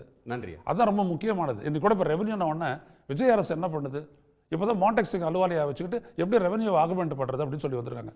I appreciate that. அது மாதிரி நீங்கள் ஏதாவது பண்ணுங்கள். சும்மாவே வந்துட்டு வெறும் காகிதத்தில் நீங்கள் வந்துட்டு எதையுமே பண்ண முடியாது. அந்த ஒரு கடைசி இது மட்டும் சொல்லிடுறேன், முக்கியமான விஷயம், அதனால் சொல்லிடுறேன். இந்த ரெவென்யூ வந்துங்க, நம்ம ரெவென்யூவை வந்து அதிகப்படுத்தணும், நிறையா லீக்கேஜஸ் இருக்குது, ஒரு பொய்யான ஒரு பர்செப்ஷனை பில்ட் பண்ணுறாங்க. நம்மளுடைய ஓன் டேக்ஸ் ரெவென்யூ சார் 13.3% கடந்த 5 வருடத்துக்கு வளர்ந்துருக்குது. அதே மாதிரி நம்மளுடைய நான் டேக்ஸ் ரெவென்யூ 18% வளர்ந்துருக்குது. இதுக்கு மேலே அதை பண்ண முடியாது. இங்கே பாருங்கள், இப்போ இதெல்லாம் வந்து அந்த கைட்லைன் வேல்யூக்கு மேலே, மார்க்கெட் வேல்யூக்கு மேலே கைட்லைன் வேல்யூஸ் இருக்குது நிறைய இடத்துல. ஸோ அந்த டேக்ஸஸ் எல்லாம் மேக்ஸிமம் என்ன பண்ண முடியுமோ ஓன் டேக்ஸ் ரெவென்யூ பண்ணிட்டாங்க. அடுத்தது நம்ம ஓன் டேக்ஸ் ரெவென்யூ வந்து மிக மிக சொற்பம். இப்போ ஜிஎஸ்டிக்குள்ளே வந்த பிறகு அது அந்த டிசைனில் இருக்குது. அதில் வந்து நமக்கு 2.53 ஜிஎஸ்டிபியில் முன்னாடி வரத்துக்கு முன்னாடி இந்த டேக்ஸில் வரி வருவாய் வந்து இப்போ அது 2% தான் வருது. இப்போ அதை வந்து நம்ம மாற்ற முடியாது, அவங்க குறைக்கிறாங்க, அதன் விளைவு நம்ம சந்திக்கணும். ஸோ ஓன் டேக்ஸ் ரெவென்யூ வந்து அதிகபட்சம் பண்ணிகிட்டு இருக்கோம். வராத ஒரே வருவாய் நம்ம சொந்த வருவாய் வந்து 72% சார். வர வேண்டியது மீதி 23% ஒன்றிய அரசுலேருந்து வந்து அது 5 வருஷமும் தொடர்ந்து சரிஞ்சிட்டு வந்திருக்குது. இவங்க 8600 கோடி ரூபாய் கூடுதலாக காட்டியிருக்காங்க. ஸோ ஃபைட் பண்ணி வாங்க வேண்டிய நம்ம லெஜிட்டிமேட் ஷேரு, குறைஞ்சிட்டு வர ஷேர் ஒன்றே நம்ம பட்ஜெட்டில், அது வந்து ஒன்றிய அரசுலேருந்து நமக்கு கிடைக்க வேண்டிய நிதி பகிர்வு. ஓகே, அதை ஃபைட் பண்ணி இவங்க வாங்குவாங்களா? இங்கே பாருங்க, இன் ஆன்டிசிபேஷன் தான் போட்டிருக்காங்க. ஸோ இந்த பட்ஜெட்லேயே வந்து ஒன்றிய அரசிலிருந்து நமக்கு வர வேண்டிய தொகைன்னு ஒரு தொகையை காட்டுறாங்க. அது வாங்கிடுவாங்களான்னு கேட்கலாம். நான் சிவபிரியன்ட்டே கேட்டுறேன். திரு சிவபிரியன், நிறைவு பார்வை சார். இந்த பட்ஜெட் வந்து எக்ஸ்பெக்டேஷன்ஸை, கம்ப்ளீட் எக்ஸ்பெக்டேஷன்ஸை ஃபுல்ஃபில் பண்ணலை. பட் இது 8 மாதத்துக்கான பட்ஜெட்டு. ஓரளவுக்கு இவங்க அந்த கவர்மெண்ட்டோடைய grip என்னன்னு புரிஞ்சுக்கிட்டு அடுத்த பட்ஜெட்லையாவது இவங்க விஷன் என்ன அப்படிங்கிறத, இன்ஃப்ராஸ்ட்ரக்சர் ப்ராஜெக்ட்ஸு, மற்றபடி இந்த 1.5 ட்ரில்லியன் US$ எக்கனாமி எப்படி அச்சீவ் பண்ணுறது அப்படிங்கிற அந்த கோல் அப்ஜெக்டிவ்ஸை கொடுக்குறாங்களா அப்படின்னு பார்க்கணும். எனிவேஸ் அடுத்த பட்ஜெட்டும் இன்னும் ஒரு 7 மாதத்தில், அதாவது மார்ச்சில் வந்துடும் நினைக்கிறேன் சார். இவங்க அறிவித்த திட்டங்களுக்கு ஃபிஸ்கல் கமிட்மெண்ட் என்ன, ஸ்கீம் பை அதை வந்து எப்போ நிறைவேற்றுவாங்கிறதையும் சொன்னால் மக்களுக்கு அதை பற்றி வந்து சொன்னால் ஒரு ஓகே. மிக்க நன்றி, உங்கள் எல்லோருக்கும் நன்றி. மீண்டும் சந்திப்போம். இது கேள்விக்களம், மக்களின் மேடை. உடனுக்குடன் செய்திகளை தெரிந்து கொள்ள சன் நியூஸ் பெல் ஐகானை கிளிக் பண்ணுங்க.